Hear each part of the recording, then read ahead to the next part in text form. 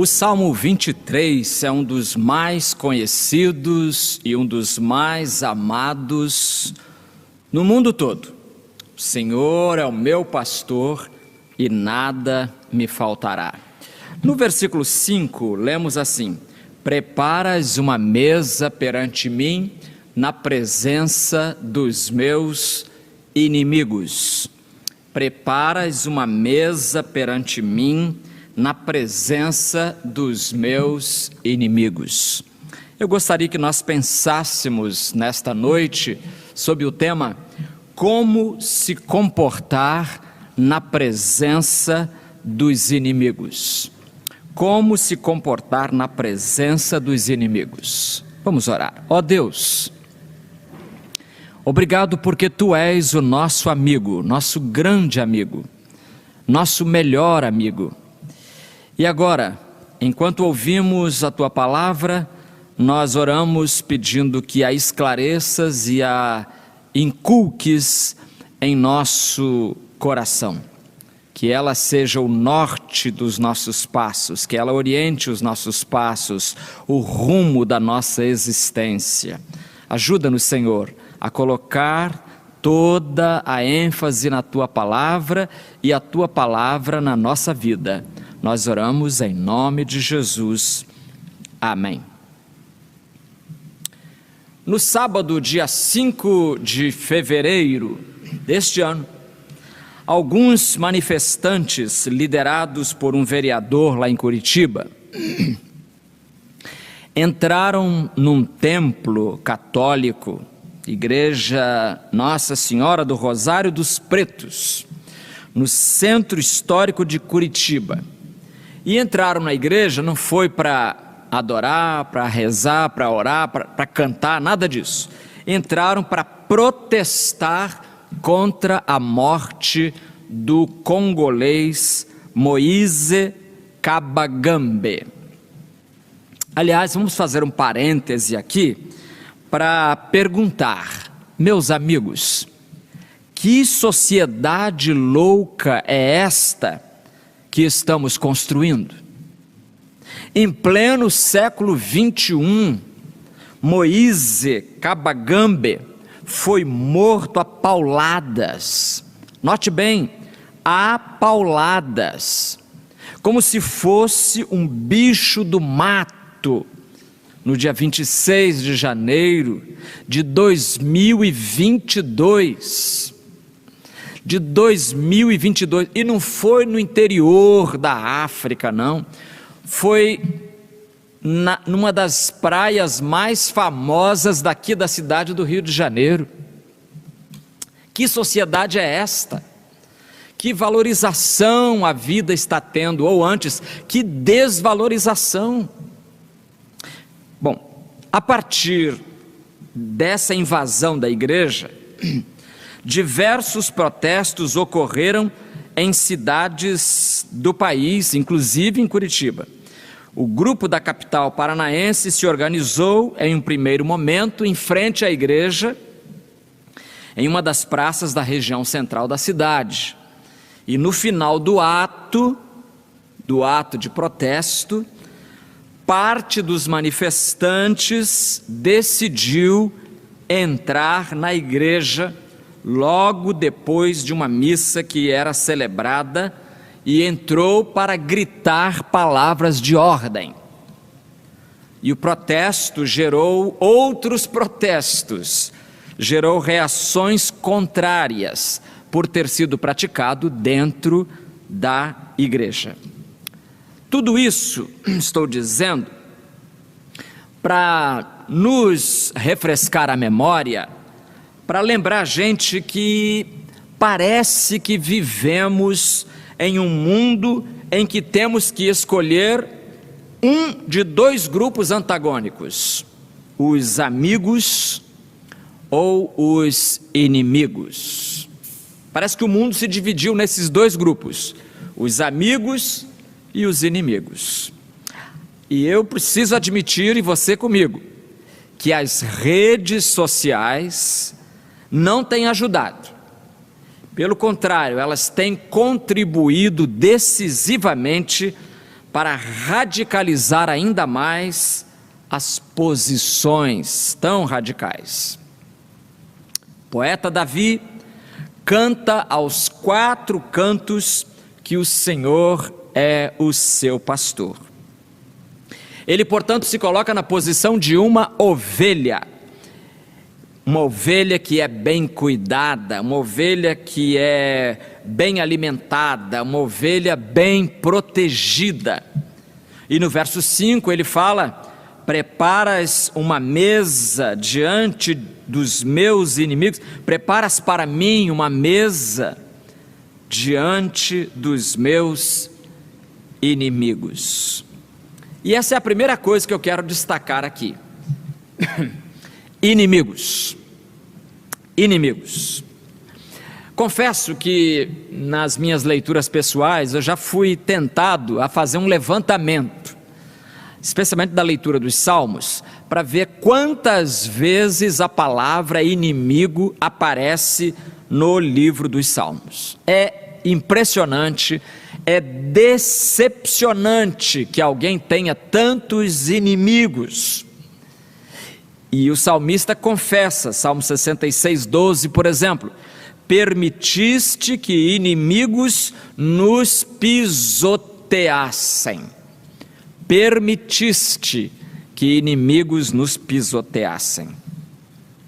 Eu sei que quase todos nós temos inimigos, mas eu duvido que algum de nós tenha o tipo de inimigo que Davi teve.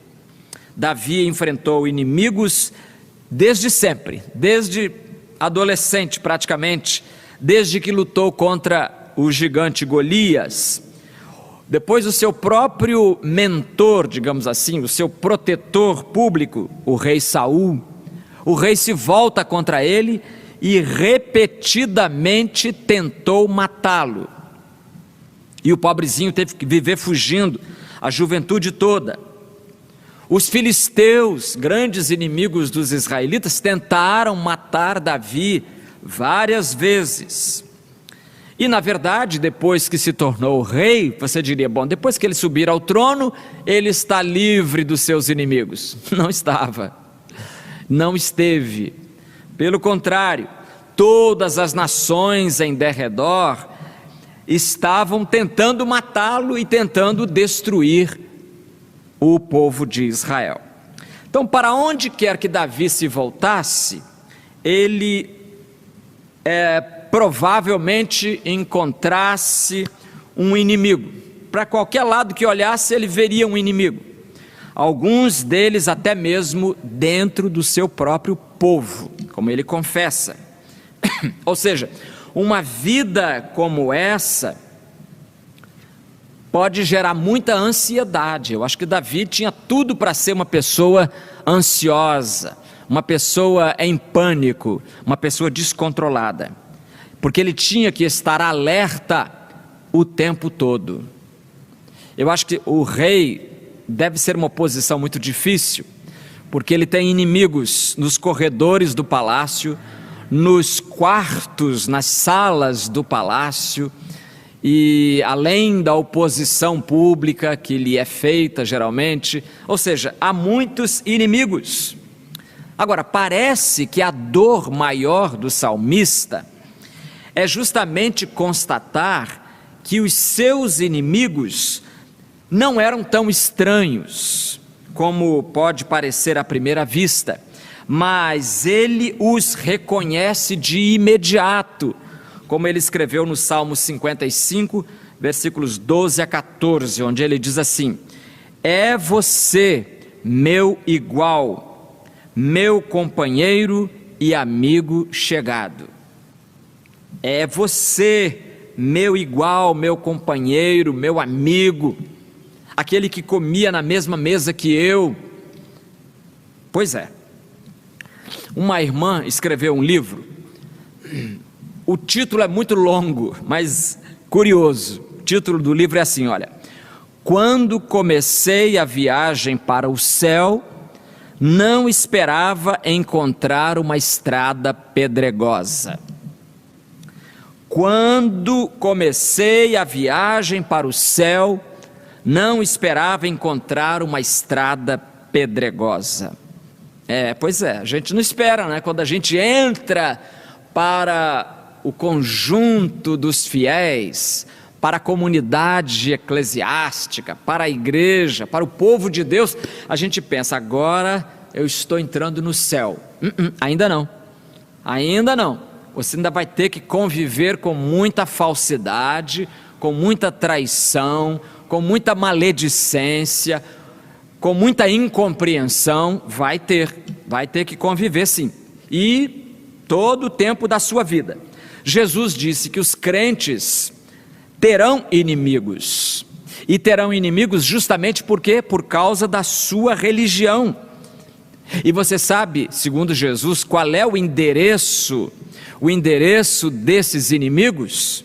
Mateus 10, 36, ele diz: seus inimigos estarão em sua própria casa. Seus inimigos estarão em sua própria casa. Eis o endereço dos inimigos, é o mesmo seu. Os inimigos estão ali vivendo debaixo do mesmo teto que você. Os inimigos da sua fé podem estar na mesma sala de estar em que você está. Os inimigos da sua fé podem estar no quarto onde você dorme. Eles podem estar tirando a comida da mesma panela de que você tira a sua. Felizmente, você e eu não tivemos que ouvir nossos pais ameaçando-nos: se você se juntar a esses cristãos, não será mais meu filho. Não tivemos, graças a Deus, que ouvir nossos pais dizerem: se você amarrar o seu destino ao dessa gente, você será deserdado. E aconteceu, tem acontecido até hoje. Me lembro da história de Salomão Ginsburg, judeu polonês que aceitou a Cristo e teve que dormir nas ruas de Londres, porque o próprio tio em cuja casa ele se hospedava o colocou para fora de casa. Então, é assim, alguns são mortos até, deserdados, perseguidos. Me lembro que em 1983, quando eu retornei do Iraque, depois de 2 anos morando lá, um senhor libanês, aqui morando no Brasil há muitos anos, um senhor libanês, muçulmano, me contou o seguinte fato. Olha o que ele me contou: eu estava andando com o meu filho, e quando passamos em frente a uma igreja católica, ele fez o sinal da cruz. Foi como ter recebido uma punhalada nas costas. Aí ele fala uma coisa que me deixa arrepiado até hoje. Fiquei muito irritado. Se estivéssemos no Líbano, eu poderia matá-lo e não seria crime. Já ouviu isso? Eu confesso que eu nem acreditei nos meus ouvidos. Falei, não estou ouvindo isso, não pode ser verdade. Se estivéssemos no Líbano, eu poderia matá-lo e não seria crime. Deu a entender que só não matava o filho porque aqui é crime, ele ia ser preso. Porque o filho se tornou católico, mudou de religião. Novo crente, você que está ensaiando os primeiros passos na caminhada cristã, eu preciso dizer a você: esteja preparado. Esteja preparado. A sua opção por Jesus Cristo atrairá oposição. Atrairá oposição na sua família, como a desse senhor. Atrairá oposição no seu trabalho, na sua vizinhança, na sua parentela. E pasme, até na igreja atrairá alguma oposição. E depois, daqui a pouco, a gente vai ver por que isso. Por que isso? Então, há inimigos. Preparas uma mesa na presença dos meus inimigos. Eu acho que Davi não escreveu isso com muita alegria. Meus inimigos. Não.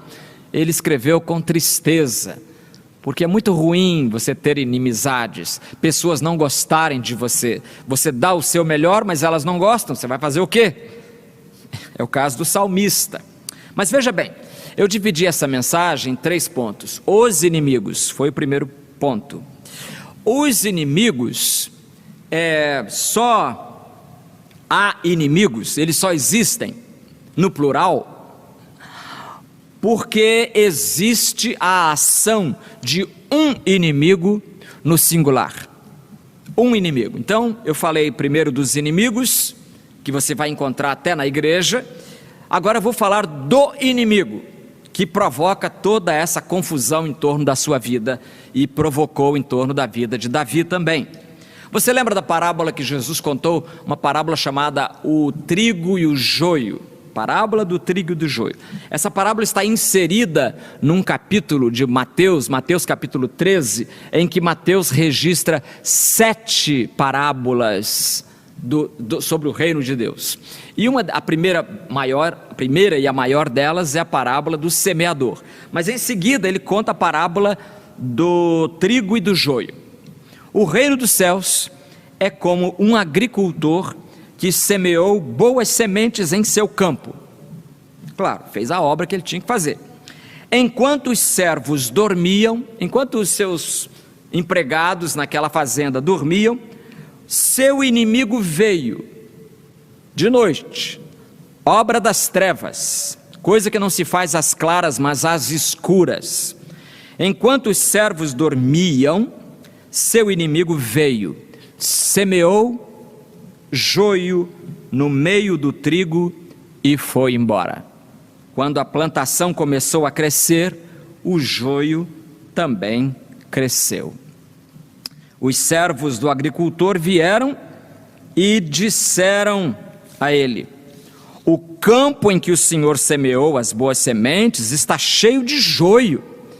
De onde ele veio? Aí que está a questão. A pergunta mais importante aqui é: de onde vem o joio? E Jesus diz que o agricultor respondeu o seguinte: um inimigo fez isso. Mateus 13, 24 a 28. Um inimigo fez isso. Então fica evidente que alguém de má fé, alguém malvado, alguém ímpio, sem coração, semeou joio no campo de trigo. E o Senhor Jesus, que narra esta parábola, ele é preciso na identificação de quem fez isso. Um inimigo fez isso, diz ele no versículo 28. Um inimigo. E sabe quem também é chamado de inimigo no Novo Testamento? 1 Pedro 5,8: tende bom senso e estai atentos, o diabo, vosso adversário, inimigo, anda em derredor, rugindo como leão, que procura a quem possa devorar. O leão diabo, rugindo em nosso derredor, procurando a quem possa devorar. Então o diabo, vosso adversário. E Davi, voltando a Davi, ele diz que o Senhor lhe prepara uma mesa na presença dos meus inimigos, é a frase dele. E você sabe que se ele diz o Senhor é o meu pastor, ele se coloca na posição de ovelha. Então quer dizer que as ovelhas têm inimigos. As ovelhas têm inimigos. E mesmo antes de se tornar rei, quando ainda era pastor lá no campo, apacentando as ovelhas do seu pai Jessé, nas campinas de Belém, Davi teve que enfrentar alguns desses inimigos. 1 Samuel 17, 34 a 36. Então Davi disse a Saul, o rei Saul: teu servo, eu, cuidava das ovelhas de seu pai, e sempre que vinha um leão, você já esteve andando aí pela Quinta da Boa Vista, ou passeando na Floresta da Tijuca, na Floresta Amazônica, e de repente um leão apareceu? não têm essa experiência. Davi passou por isso. E sempre que vinha um leão ou um urso e tomava um cordeiro do rebanho, eu o perseguia e o matava e arrancava-lhe da boca o cordeiro. Quando ele tentava me atacar, eu o segurava pela barba. Está mostrando aqui a sua estratégia de luta, não é?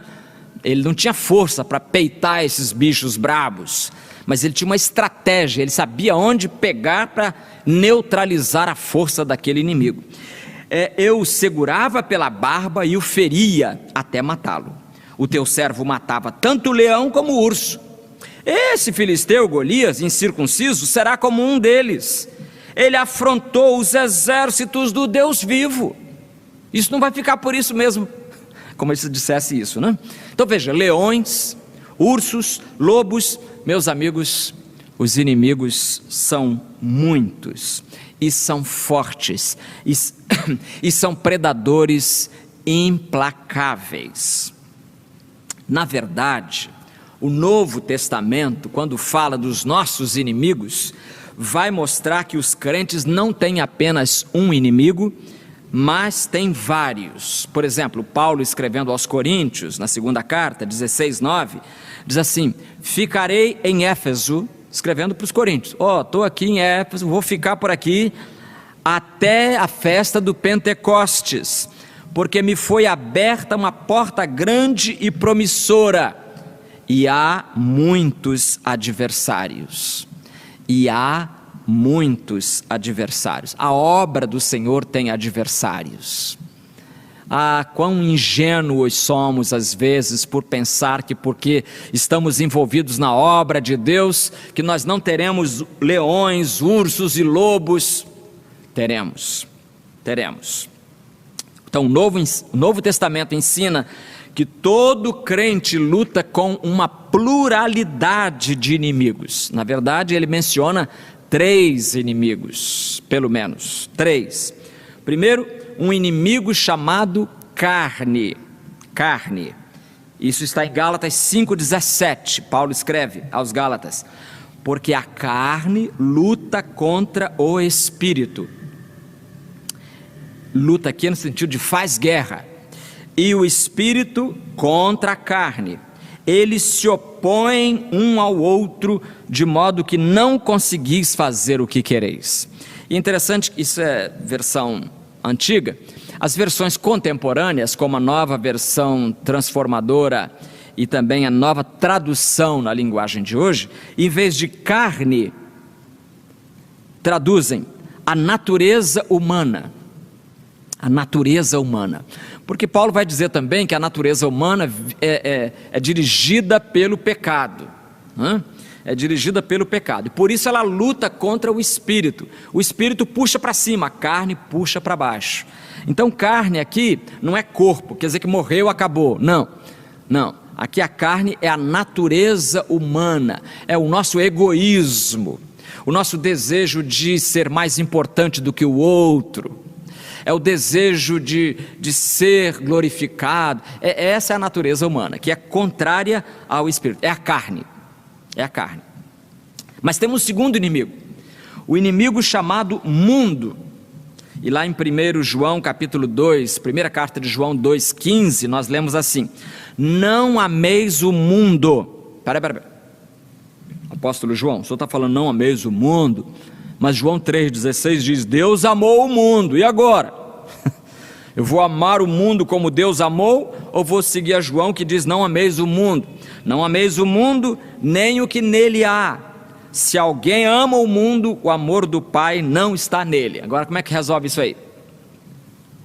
Resolve da seguinte maneira: a palavra mundo no Novo Testamento tem pelo menos 3, não só no Novo Testamento, mas na Bíblia toda, tem pelo menos 3 acepções, digamos assim, 3 sentidos. E um primeiro sentido é o sentido da criação física, o mundo físico. Salmo 24, por exemplo, diz que do Senhor é a terra e a sua plenitude. O mundo e aqueles que nele habitam. Então o mundo físico, a terra, o céu, o sol, a lua, as estrelas, a costa brasileira, né, o litoral brasileiro belíssimo, toda a beleza, as árvores, as flores, todo o conjunto da criação é obra de Deus, e isso pertence a Deus. Então esse mundo aí você pode amar. O segundo significado é a humanidade, as pessoas que estão no mundo.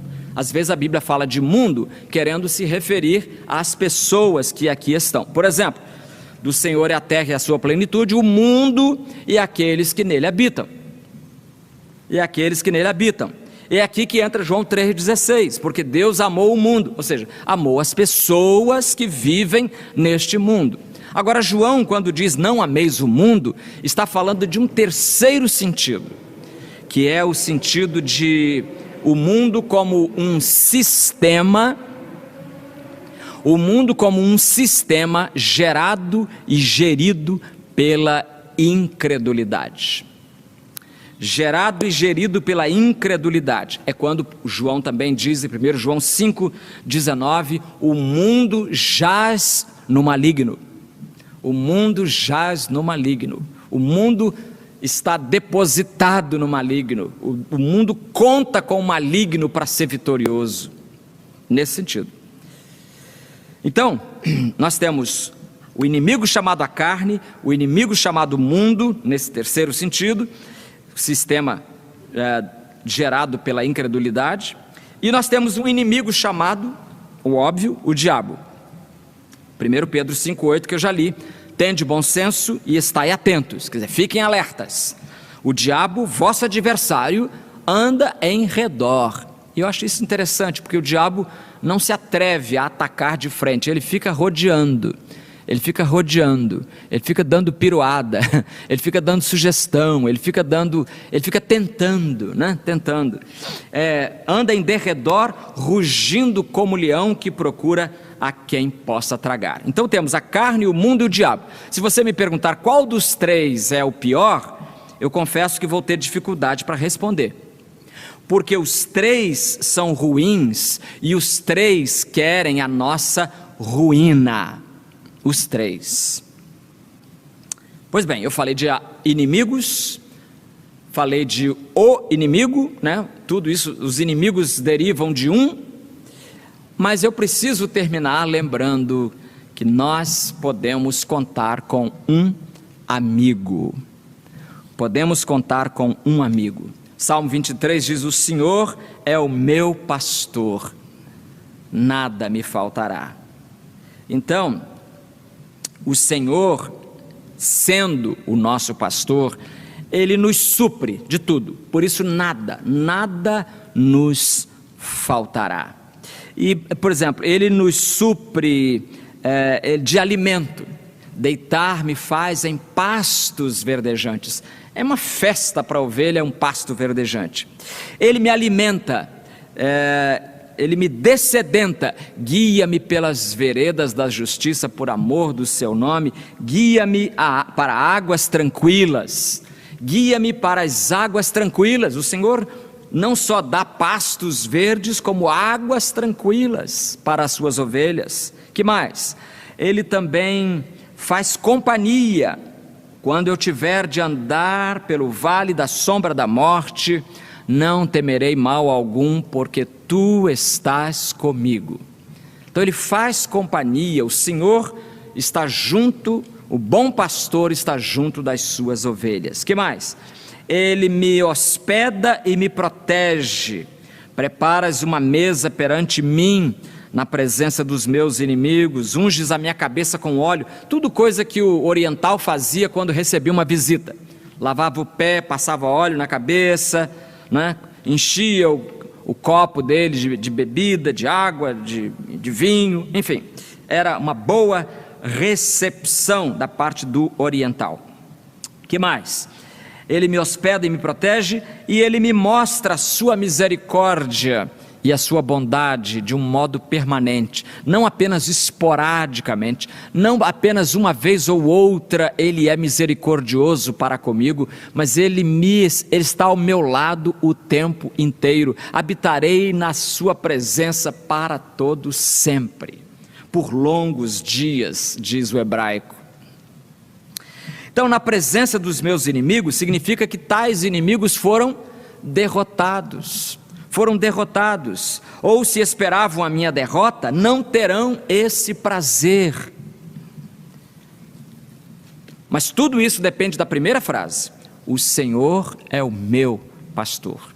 Porque se o Senhor for o seu pastor, estas bênçãos acompanharão essa experiência.